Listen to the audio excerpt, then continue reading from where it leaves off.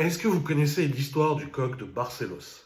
Nous sommes au XVIe siècle dans la petite ville de Barcelos quand un jeune pèlerin se promenant pour aller à Saint-Julien de Compostelle passe tout près du village et se fait repérer par les villageois qui ne sont pas forcément très contents de le croiser, et tout simplement parce que 2 jours avant il y a eu un meurtre et personne n'a été arrêté pour ce meurtre. Tout le monde pense que c'est lui qui a tué la personne.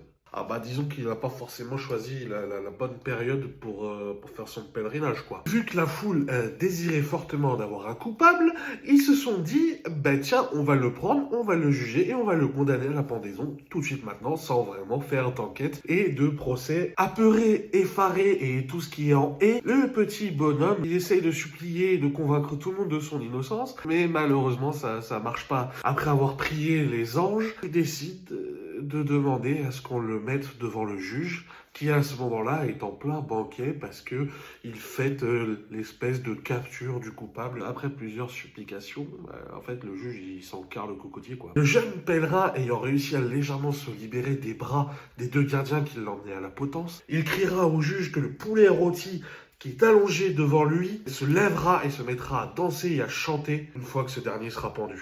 Au moment où on lui passe la corde au cou, le poulet rôti, devant le juge, se lève, se met à chanter et à danser. Enfin, un peu plus pouletesque que ça. Pris de panique et d'une peur de punition divine, le juge se lève et se met à courir vers la potence.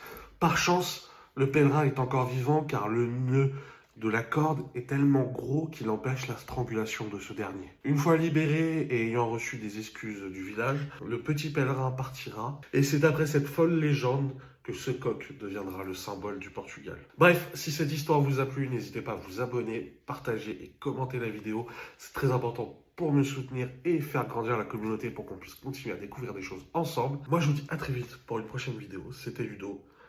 Prenez soin de vous. Peace.